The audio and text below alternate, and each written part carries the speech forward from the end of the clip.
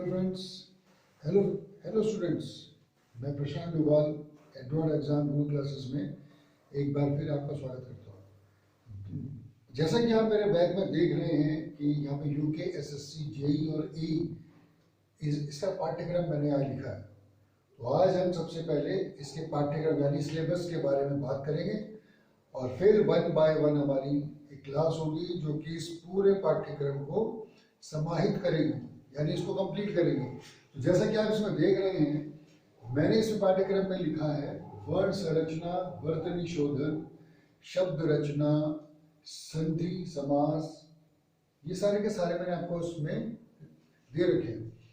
अगर हम one by one इसको देखें, जैसा हमने ऊपर लिखा है वर्ण संरचना, तो जैसा कि आप लोग सब इसमें जानते ही होंगे कि कोई भी भाषा हो उसका एक व्याकरण होता है, उसमें कुछ शब्द होते हैं, उसमें कुछ अक्षर होते हैं, ऐसे ही कुछ स्वर हैं, कुछ आपके व्यंजन हैं।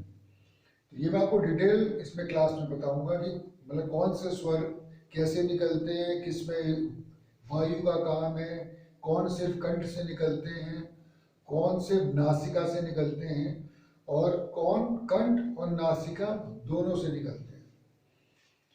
फिर सबसे इंपॉर्टेंट जो इसमें पार्ट है वो है आपका वर्तनी शोधन। अब वर्तनी का मतलब हो गया आपका स्पेलिंग।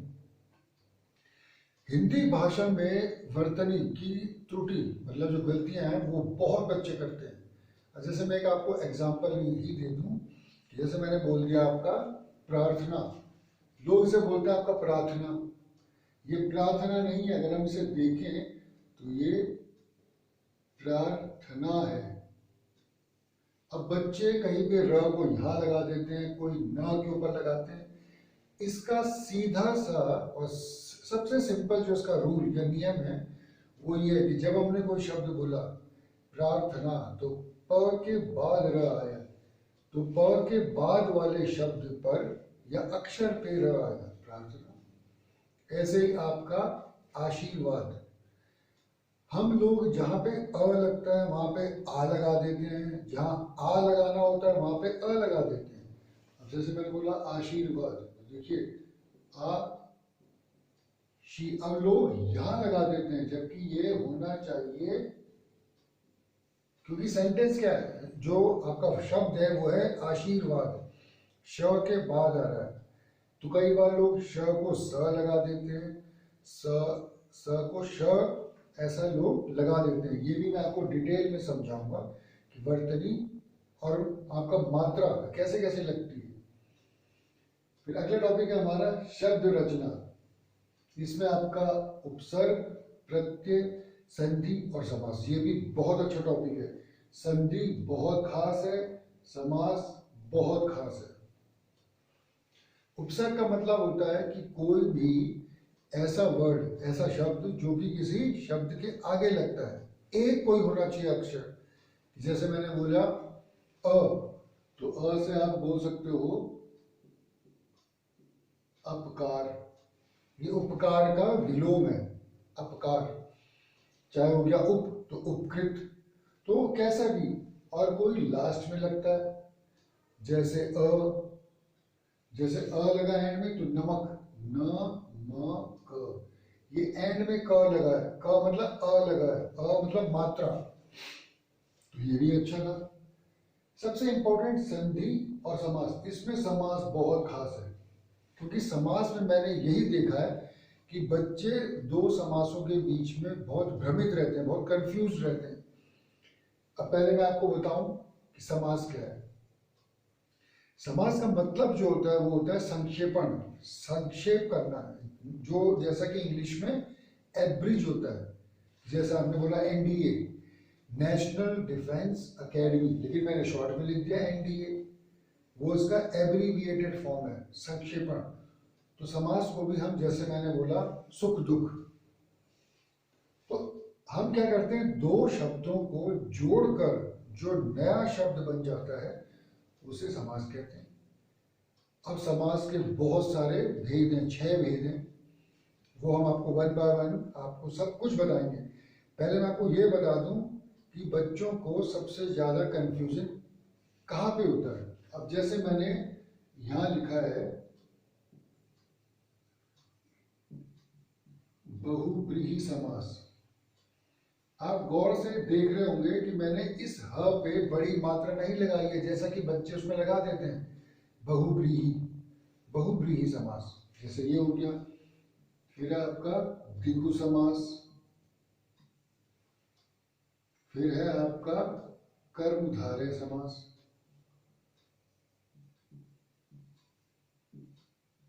अब हम देखिए, ये जो शब्द है इसको लोग बोलते क्या कि कर्मधारी। वो कर्मधारी नहीं होता, वो कर्मधारय होता है। अब हम वन बाय वन इन तीनों को देख लेते हैं।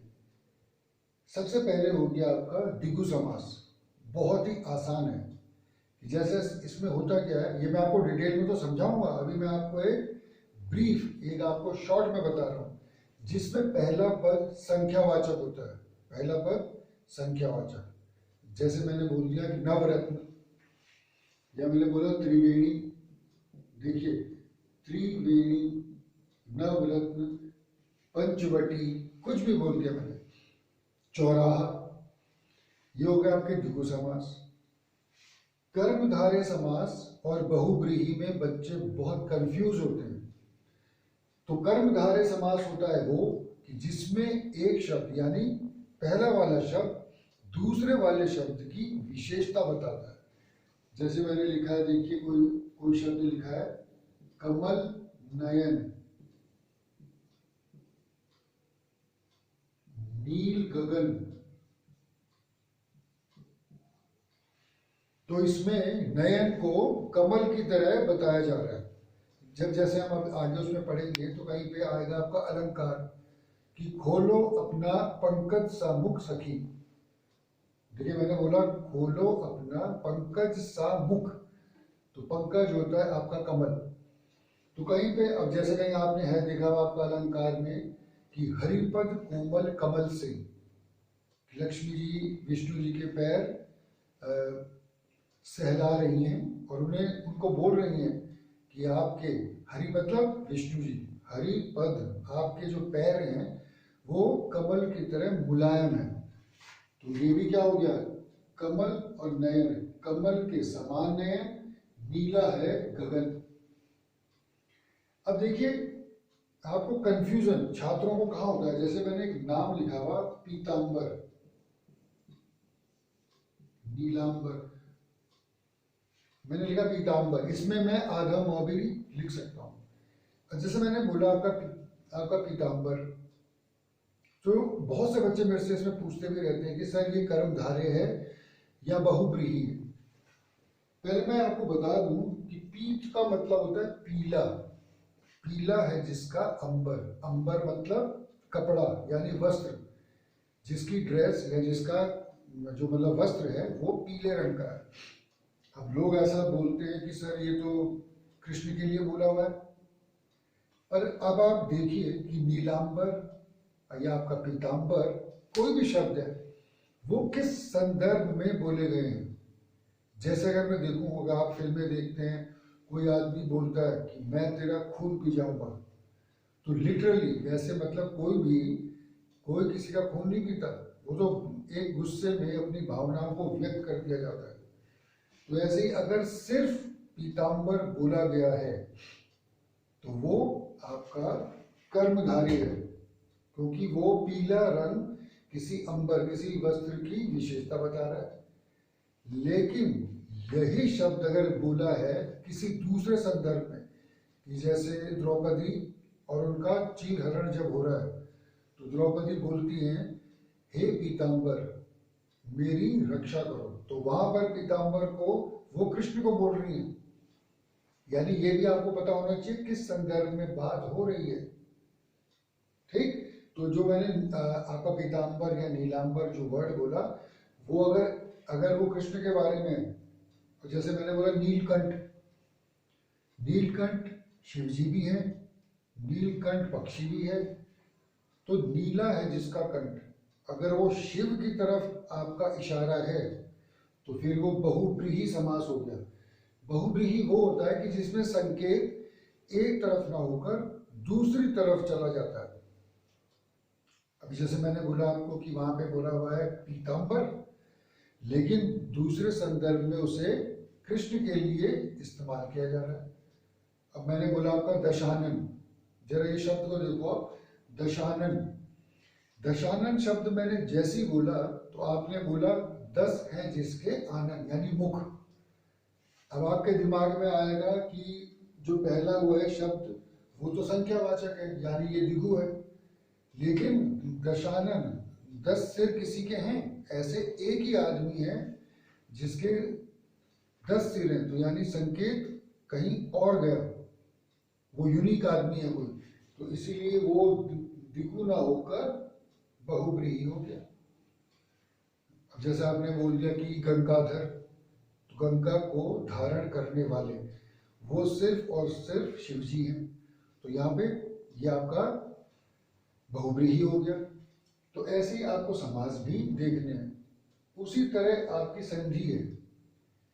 अब इसमें दो शब्द आएंगे, एक है संधि और एक है संधि विच्छेद।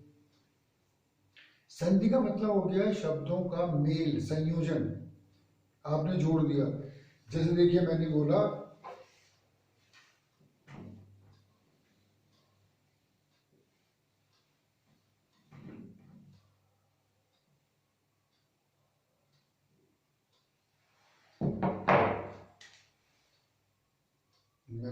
नर प्लस ईश, तो ये बन गया नरेश।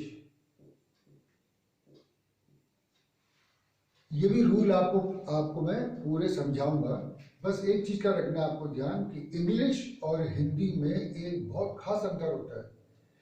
हिंदी में जो भी नियम होते हैं वो सभी पर एक समान लागू होते हैं, जबकि इंग्लिश में हर मतलब कुछ नियम का अपवाद यानी एक्सेप्शंस भी हो जाता है। अभी जैसे मैं कुछ पढ़ा ही रहा था कि वोवल्स के बारे में आपने है देखा हुआ कि जिन शब्दों जो शब्द वोवल्स होते हैं जैसे ए ई आई ओ यू, उनके आगे एन लग जाता है। लेकिन अब ये रूल नहीं रहा, अब तो आपके कॉन्सोनेंट्स के आगे भी एन लगता है, क्योंकि वो अब रूल हो गया है कि जिस शब्द का उच्चारण यानी स्वर की तरह हो रहा हो, वो भी मैं आपको बताऊंगा आगे, वो जब हमारा स्वर और व्यंजन में होगा वो भी आपको समझाया जाएगा। तो ऐसे संधि में भी कई कई सारे नियम हैं कि गुण संधि, यण संधि, दीर्घ संधि, ये बहुत सारी हैं और कठिन बिल्कुल नहीं है। थोड़ा सा तर्क लगाना है आपको और आप ये सब आराम से करोगे। समास और संधि काफी इंपॉर्टेंट है। इसके अलावा जो इसमें शब्द भेद, रचना, अर्थ वगैरह दिया हुआ है, इसमें हिंदी भाषा का इसमें इतिहास भी होगा कि हिंदी भाषा कहाँ की है। कोई कहता है ये फारसी से आई है, कोई कहता है ये अरबी है। अगर हम इसे गौर से अगर हम देखें, आज से लगभग 5000 साल पहले यहाँ पे सिंधु घाटी सभ्यता भी थी, आपने पढ़ा होगा जीएस में कभी ना कभी। फिर जब भारत में आज से 1-1.5 साल पहले जब अरब लोगों ने हम पे आक्रमण किया, आपने पढ़ा होगा मोहम्मद बिन कासिम के समय में, तो वो लोग जब यहाँ पे आए थे तो वो स को ह बोल देते थे, तो सिंधु को उन्होंने बोल दिया हिंदू, जो कि बिगड़ के ऐसा हो गया। वो भी मैं आपको समझाऊंगा। इसमें एक टॉपिक बहुत अच्छा है, शब्द भेद में बहुत ज्यादा टॉपिक होते हैं, पर इसमें एक टॉपिक एक आपका तत्सम और तद्भव भी है, जो कि बहुत ही रोचक है, मतलब इंटरेस्टिंग बहुत है। पर हम क्योंकि उनसे परिचित नहीं है, तो जैसे अगर मैं लिख लूं तद्भव और एक तरह का आपका तत्सम, तो ये तो होता है आपका अपभ्रंश। आपने पढ़ा होगा अपभ्रंश। अपभ्रंश का मतलब होता है कि भाषा का बिगड़ा रूप। बिगड़ा रूप का मतलब होता है कि जैसे अगर मैंने कोई वाक्य बोला कि मुझे कल जाना है, ठीक है, तो इसे बहुत सारे लोग अपने अपने क्षेत्र में जो लोग रहते हैं, तो कोई इसे बोलेगा कि मेरे को कल जाना है, कोई इसे बोलेगा कि अपन को कल जाना है। तो ये भाषा का शुद्ध रूप नहीं है, ये बिगड़ा रूप है। अपभ्रंश को कहते हैं भाषा का बिगड़ा रूप।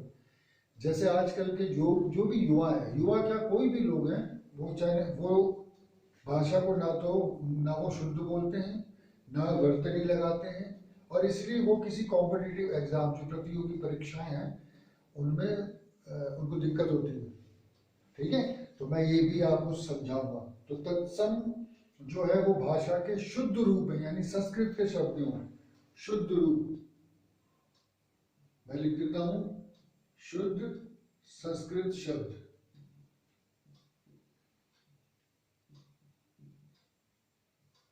अब इसमें क्या है, इसमें कुछ ऐसे खास इसमें शब्द हैं जो एग्जाम में बहुत पूछे जाते हैं। जैसे मैं एक आपको बोली दूं, अंगूठी, एक वर्ड में लिखा अंगूठी। अगर मैं इसका तत्सम देखूं, यानी इसको संस्कृत में देखूं, तो वो हो जाएगा आपका अंगुष्ठिका। देखिए, अंगुष्ठिका छोटी मात्रा। या एक और अच्छा वर्ड है मुद्रिका। हनुमान चालीसा में या आपने रामायण में कभी ये पढ़ा होगा, हनुमान जी को सीता जी अपनी मुद्रिका देती हैं। हनुमान चालीसा में आपने पढ़ा होगा कि प्रभु मुद्रिका मेली मुख माही, तो उसमें ये वर्ड आ जाता है। दोनों अच्छे हैं। अब और ये वर्ड बना हुआ, ये वर्ड जैसे आज बहुत से लोग, पंजाबी लोग जैसे इसको बोलते हैं मुंदरी, तो वो मुद्रिका से ही बना है, तो ये भी बहुत अच्छा वर्ड है। ऐसे बहुत सारे वर्ड आपको मिलेंगे, जैसे आपका अटारी। अटारी पहले के जमाने में, आज से 50 साल पहले कुछ गाने भी आते थे, आया आया अटारी पे मेरे कोई चोर। अटारी का मतलब होता है आपका बालकनी टाइप। अट्टालिका कहते हैं उसे, अट्टालिका। देखिए, अट्टालिका, कोई से बालकनी वगैरह, टेरेस बोल देता है। तो एक चीज आप गौर से इसमें देखना कि जब बड़ी मात्रा होती है तो तत्सम में छोटी हो जाती है। ये ठीक आपकी बड़ी थी तो यहाँ छोटी हो गई, अटारी में ये बड़ी थी तो अट्टालिका में छोटी हो गई। ये कुछ ऐसे आपके रूल हैं या नियम हैं जो आपको धीरे धीरे समझ में आ जाते हैं। थोड़ी इसमें प्रैक्टिस की जरूरत होती है, वो आपको समझ में आते हैं। फिर रिक्त स्थान, वो तो आपको जब ये सब आ जाएगा समझ में तो रिक्त स्थान भी आ जाएंगे। वाक्य रचना, यह आपको बताना पड़ेगा कि कर्ता ने कर्म को कर्ण से, यानी सब्जेक्ट क्या है, किसके बारे में बात हो रही है, कौन आपका क्रिया है। फिर वाक्य को शुद्ध करना, जैसे हम इंग्लिश में करते हैं स्पॉटिंग द एरर्स। अब इसमें भी बहुत सारे कुछ खास इसमें नियम हैं। अगर आप बेसिक से इसको पढ़ लेंगे तो आपको दिक्कत बिल्कुल भी नहीं होगी। तो ये मैं आपको समझा दूंगा। जैसे मैं एक आपको बोल दूं, मैंने कोई वाक्य लिखा, वह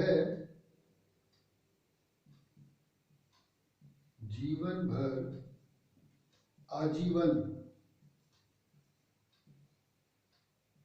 सन्यासी रहेगा।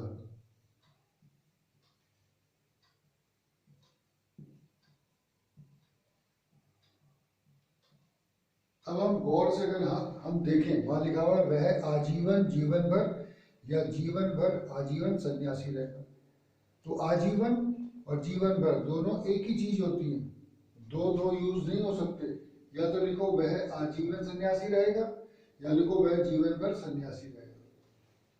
ये होता है आपका वाक्य में त्रुटि निकालना, गलती। ऐसे बहुत से नियम हैं, वो हम एक एक करके देखेंगे। ये भी बहुत अच्छा टॉपिक है। इसमें आपका विलोम भी आएगा, वो भी मैं आपको बताऊंगा। लोकोक्ति और मुहावरे, ये काफी अच्छा है और इसमें काफी अच्छे मुहावरे आते हैं।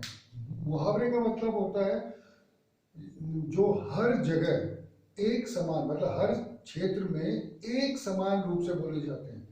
अगर मैंने कोई मुहावरा बोला कि धोबी का कुत्ता न घर का न घाट का, तो ये चाहे मैं अपने क्षेत्र में बोलूं, चाहे मैं आपको गुजरात में बोलूं, चाहे महाराष्ट्र में बोलूं, ये एक जैसे होगा।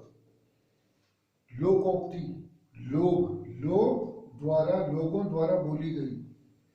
अलग अलग क्षेत्रों में लोग अलग अलग भाषा बोलते हैं तो अलग अलग उनके मुहावरे भी हो जाते हैं, यानी उनकी लोकोक्ति हो जाती है। और जैसे अगर मैं देखूं कि पंजाब में लोग बोलते हैं शौकीन बुढ़िया चटाई का लहंगा, मतलब अगर कोई बड़ी कोई महिला है वो बहुत ज़्यादा मेकअप वगैरह भड़कीले वस्त्र पहनती तो वो कहते हैं शौकीन बुढ़िया चटाई का लहंगा। हमारे पहाड़ में एक तरीके मसल मतलब हो गया आपका मुहावरा, एक ऐसी लोकोक्ति बोली जाती है कि तापियों घाम और बरतियों आदमी, यानी जो धूप, घाम मतलब धूप, जो धूप आपने सह ली है, जो आपने सह ली है, एक्सपीरियंस हो चुका है, और जिस आदमी को आपने परख रखा है और उसने आपको धोखा दिया है, उसे बार बार परखना नहीं चाहिए।